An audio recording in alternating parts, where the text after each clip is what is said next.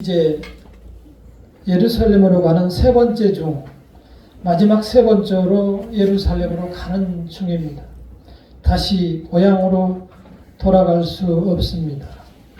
그 고향으로 갈 수 없는 것은 이제 우리를 위한 대속의 길, 우리의 죄를 씻기 위한 길로 마지막 가기 때문입니다.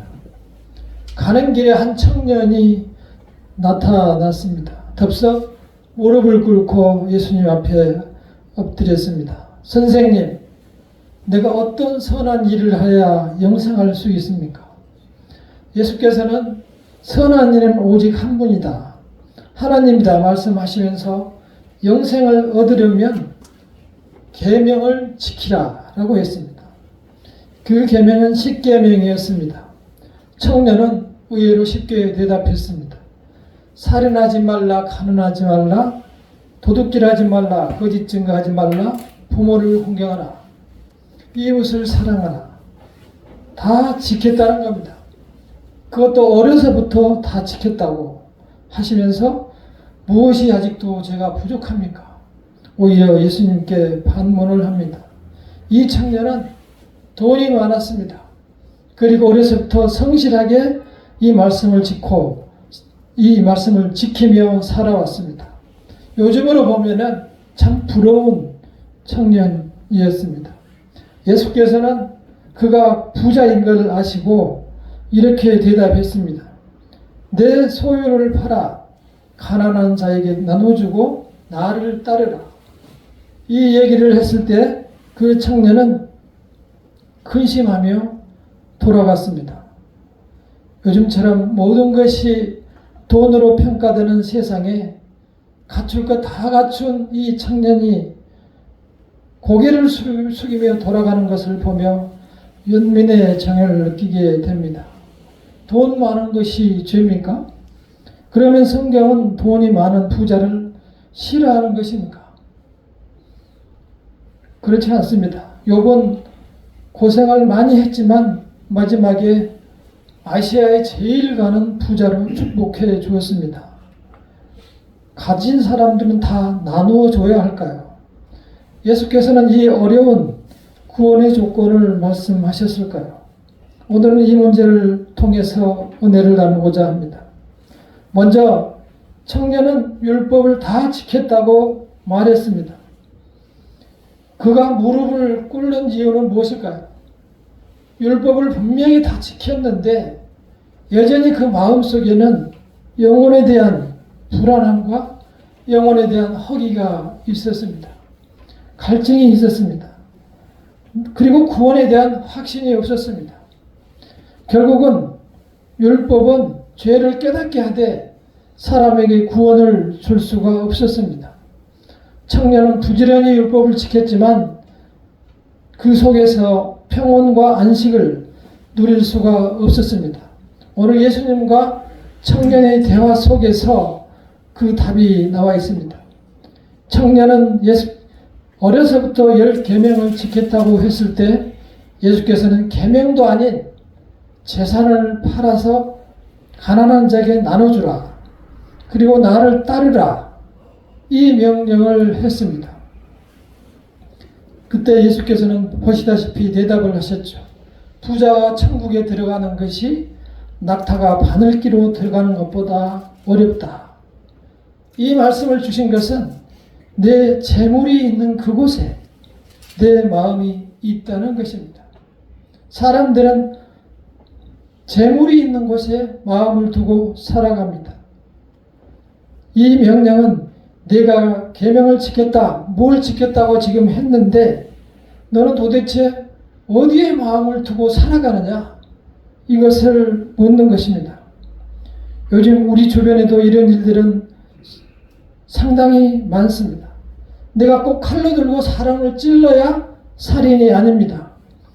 미워 죽겠다, 때려 죽이고 싶다, 갈아 마셔도 분이 안 풀린다, 이런 말을 많이 듣게 됩니다. 간음하는 것도 우리가 행동으로만 하는 것은 아닙니다. 말로 하고 마음으로 하고 몸으로 하고 많은 간음을 하게 됩니다. 그리고 도둑질하는 것도 복면하고 들어가야만 도둑이 되는 것이 아닙니다. 이웃에게 거짓 증거하는 것도 마찬가지입니다. 있는 것도 없는 척하고 없는 것도 있는 척하고 보이지 않는 것도 본 척하고 본 것도 못 본 척하고 모든 것을 우리가 가까이 있는 것들입니다. 카페에 앉아서 종종 나누는 말들입니다. 우리는 이제 양심이 무너져서 이런 것들이 죄인지 율법인지도 모르고 살아가고 이런 것들을 마치 더 고상하게 표현하고 나타내고 자랑하고 살아갑니다. 이런 식으로 청년은 형식적으로 겉으로 잘 지켜왔다고 말했습니다. 그러나 분명하게 예수께서는 답을 해 주셨습니다. 이러한 질문을, 똑같은 질문을 바리새인들이 예수님께 물었습니다. 이 청년 역시 바리새인들에게 그렇게 배우고 살아왔습니다.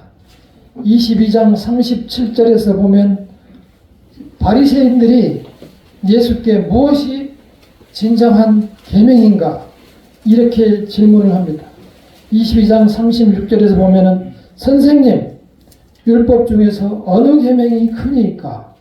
예수께서 이르시되 내 마음을 다하고 목숨을 다하고 뜻을 다하여 주 너희 하나님을 사랑하라 하셨으니 이것이 크고 첫째 되는 계명이요 둘째도 그와 같으니 내 이웃을 내 자신과 같이 사랑하라 하셨으니 이 두 계명이 온 율법과 선지자의 강령이니라.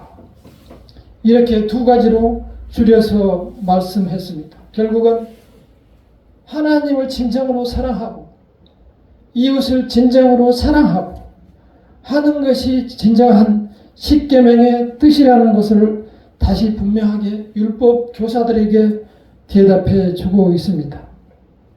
하나님을 사랑하는 것은 무엇입니까?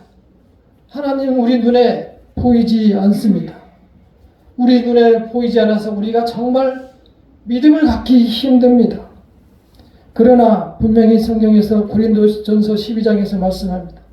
우리가 지금은 하나님을 보는 것이 동판 거울처럼 철판으로 된 거울처럼 잘 보이지 않고 희미하나 그때는 찻집에 앉아서 마주 앉아서 보듯이 얼굴과 얼굴을 대하여 볼 것이요. 그때는 우리가 다시 만날 때를 말합니다. 우리는 그때 하나님을 얼굴과 얼굴을 대하여 볼 그때를 사모하며 오늘 하루하루를 살아가시기를 바랍니다. 어저께 저는 고등학교 친구들하고 송년회를 가졌습니다.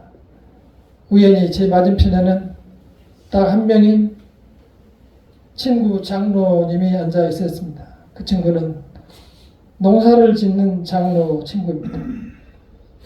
그런데 제가 팔이 아플 정도로 술을 따라줬습니다.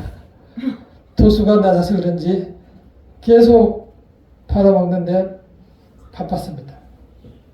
전혀 흐트러지지 않았습니다. 우리 앞에 있는 이러한 것들 때문에 하나님께서는 이러한 걸로 절대 우리에게 힘들게 하지 않습니다.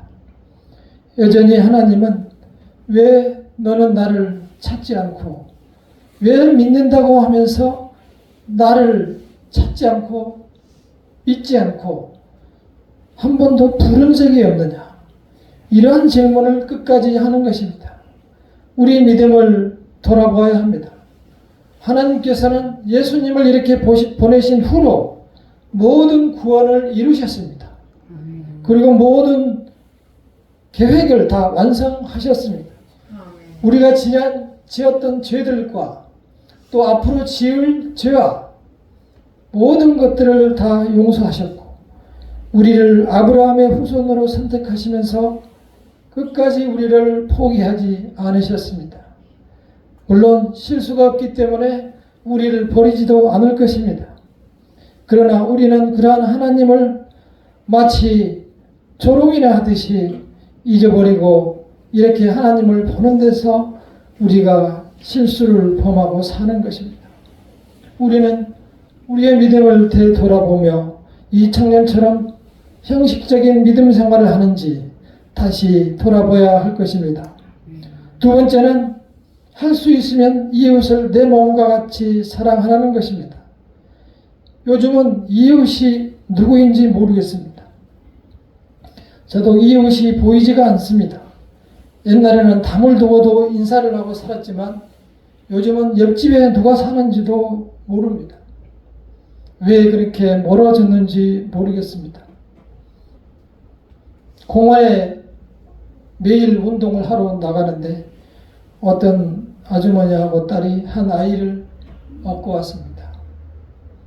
아이는 파카, 오리털 파카로 해서 모자까지 털린 것으로 해서 잘 안고 오더니 갑자기 아이를 땅에 내려놓으니까 아이가 막 뛰어다녔습니다. 그 오리털 파카 모자까지 쓴 그 아이는 강아지였습니다. 요즘은 아이인지 강아지인지 저보다 더 비싼 옷을 입고 다니기 때문에 구분을 할 수가 없습니다. 저는 그가 진짜 아이인지 어쩐지 한참 쳐다봤어요. 아이는 사람은 지하철에서 추리닝 입고 추운 데서 살아야 하고 강아지는 오리털 파카를 입고 이렇게 주인의 품에 안겨 살아야 하고 이것이 오늘날 우리가 사는 세상입니다. 사람들은 모두 잘못된 자기 사랑에 빠져 있습니다. 자기 자신 혼자 행복을 찾는다고 하지만 결코 그곳에는 행복이 없습니다. 비슷한 얘기를 축구선수 이영표 선수의 행복 대담에서 듣고 많은 감명을 받았습니다. 참고로 이영표 선수는 제 고등학교 후배입니다. 운동하다가 넘어지면은 축구선수는 일어섭니다. 일어설 때 양말을 다시 위로 확 당겨서 다시 양말을 올리며 힘을 냅니다. 그래서 이영표 선수는 삭스업이라는 양말 회사를 운영하고 있다고 했습니다. 그 회사를 운영하게 된 동기가 바로 그것입니다. 자기가 혼자 정말 열심히 살아왔는데 그래서 돈도 벌고 명예도 얻었지만 행복할 수 없더라. 어느 날 어느 책을 보고 함께 살아야만 행복을 누릴 수 있다. 그래서 자기는 행복을 함께 있는 데서 발견을 했고 그래서 축구선수가 일어섰을 때 넘어졌다, 실패했다, 일어섰을 때 양말을 당기는 그 행동을 따서 삭스업이라는 양말 회사를 운영했고 그 양말로 번 수익금을 전에 어려운 사람을 위해서 투자를 하고 집을 지어주고 하는 일을 하고 행복을 누린다고 했습니다. 우리는 기껏해야 강아지를 안고 행복을 누리며 살아갑니다. 그것에는 지속적인 행복이 없습니다. 우리가 이웃을 사랑할 때 지속적인 행복을 누릴 수 있습니다. 예수께서는 이 계명에 대해서 선포를 하셨습니다. 하나님을 사랑하고 이웃을 사랑하라. 이 두 가지가 온 율법과 선지자의 강령이다. 이 말씀이 온 성경에도 들어있는 하나님의 명령인 것입니다. 우리가 하나님을 사랑하게 되면 우리는 하나님의 말씀을 따르고 하나님을 묻고 하나님을 사모하게 되는 것입니다. 우리가 이웃을 사랑하게 되면 이웃과도 아까운 것을 나누게 되는 것입니다. 그러나 보다시피 우리가 사는 세상은 그렇게 단순하지 않습니다. 우리 사회에 우리나라에서 가장 돈을 많이 가지신 재벌이 얼마 전에 타계하셨습니다. 얼마 전에 돌아가신 것이죠. 그 사람들은 여전히 늘 부족하다고 생각하고 갔습니다. 아직도 부족하다. 아직도 배가 고프다. 라고 하면서 세상을 살아갔습니다. 그 회장님은 세계 100대 부자 안에 들어가는 사람이었죠. 그러나 평생 형과 재산 다툼으로 소송을 하다가 갔습니다. 끝내 화해를 하지 못했습니다. 그 이유는 부모님께, 선친께 받은 상속한 재산이 서로 부족하다는 것이었죠. 우리에게는 만약에 나에게 그렇게 많이 돈이 있었으면 그렇지 않았을 텐데 이렇게 생각하지만 우리도 역시 거기에서 자유로울 수는 없는 것입니다. 그렇게 형제간에 끝내 다투고 가는 것은 형제를 사랑하는 마음이 그 속에 전혀 없기 때문인 것입니다. 부자 청년처럼 율법을 어려서부터 지켰다고 하지만 그 마음으로는 누구도 사랑하지 않았던 것입니다. 우리가 진실로 소중한 것을 만나면 내 자신이 달라집니다. 확 변해버립니다. 우리는 누가복음에 보면은 삭개오가 예수님과 만나는 장면이 나옵니다. 여리고에 사는 삭개오는 세무서장이었습니다. 그래서 돈이 많고 욕심이 많았습니다. 이스라엘은 로마의 속국으로 있었기 때문에 백성들의 삶은 피폐했는데 그 어려운 백성들에게 세금을 받아서 또 중간에 갈취해서 살아가는 것들이 세무서 직원들이었기 때문에 그 백성들로부터는 아주 손가락질을 당하고 괄시를 받는 그러한 사람들이었습니다. 그때 삭개오가 어느 날 예수께서 그 길을 지나간다는 소문을 들었습니다. 삭개오는 키가 아주 적었던 것 같습니다. 적었다고 성경에 기록되어 있습니다. 예수님이 보고 싶었습니다. 사람이 너무 많았어요. 그래서 이 길을 한참을 뛰어가서 저 앞에 가서 그것도 모자랄 것 같아서 뽕나무 위로 올라가서 예수님이 올 것을 기다리며 서 있었습니다. 예수께서 그 밑으로 지나갔습니다. 지나가면서 말씀하셨습니다. 삭개오야, 속히 내려오라. 내가 오늘 네 집에 머물겠다. 그는 바로 즐거운 마음으로 내려와서 영접했다고 했습니다. 사람들은 수군거리면서 손가락질하며 욕했습니다. 아니 저 인간이, 그리고 저 양반은 어떻게 죄인의 집에 들어가서 머문다는 말인가. 성경에는 이렇게 기록되어 있습니다. 하지만 그때 삭개오는 고백합니다. 제가 가진 소유의 절반을 가난한 사람들에게 나누어 주겠습니다. 제가 속여서 빼앗은 것이 있으면 4배로 갚겠습니다. 이 고백은 오늘 청년처럼 예수님께서 시키지 않았습니다. 그러나 삭개오가 예수님을 만난 후로 스스로 변해서 이렇게 고백한 것입니다. 누가복음 19장 8절을 함께 읽어보겠습니다. 누가복음 19장 8절을 보면은 급히 내려와 즐거워하며 영접하거늘 무사람이 보고 수군결에 이르되 저가 죄인의 집에 유하러 들어갔도다 하더라.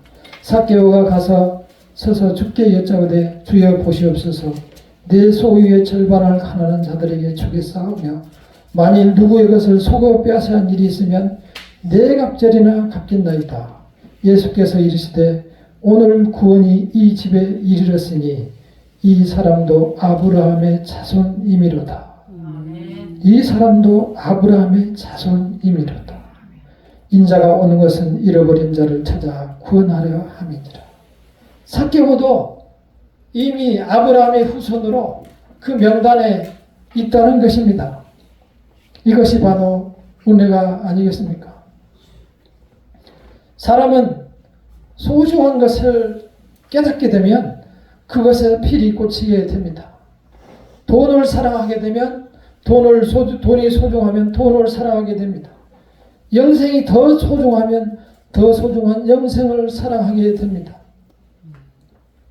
예수 보러 뛰어서 앞에 나가서 뽕나무에 올라가서 계신 그 삭개오를 생각하시면서 나는 삭개오처럼 뛰는 가슴으로 예수를 기다리는지 하늘을 기다리는지 생각해 보시기를 바랍니다. 삭개오는 수지가 맞았습니다. 그래도 재산을 절반을 나눠줬으면 아직도 절반이 남아 있습니다. 그리고 구원을 확실하게 받았습니다. 꼭 먹고 알 먹고 한 거죠. 이제 예수님을 만나면 사람들이 어떠한 어려움도 극복하며 살아갈 수 있게 됩니다. 죽음의 문턱도 드나들 수 있게 됩니다. 예수님을 만난 최초의 순교자 스데반 집사는 사도행전에서 보면 많은 사람들을 돌보는 우리처럼 집사님 중에 한 명이었습니다. 그는 성령과 믿음이 충만한 사람이었습니다. 예수를 믿는다는 이유로, 예수를 전한다는 이유로 바리새인들에게 돌로 쳐 죽임을 당했습니다. 그가 그렇게 죽어갈 때 그는 이렇게 고백했습니다. 말하되 보라, 하늘이 열리고 인자가 하나님 우편에 서신 것을 보노라. 삭개오가 돌에 맞아 죽어갈 때 그는 쳐다봤으니 하늘에 예수님께서 하나님 옆에서 앉아 계신 것이 아니고 서서 삭개오를 바라본 것을, 삭개오는 눈으로, 삭개오가 아니고 스데반 집사는 확인을 했습니다. 그들이 소리지르며 귀를 막고 일제히 그에게 달려들어 성 밖으로 내치고 돌로 칠세 증인들이 옷을 벗어 싸우리라 하는 청년 앞에 듭니다.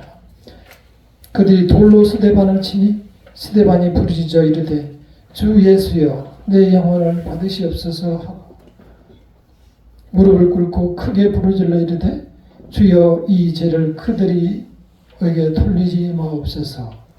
이 말을 하고 자니라. 죽지 않은 사람에게는 잔이라라고 표현합니다.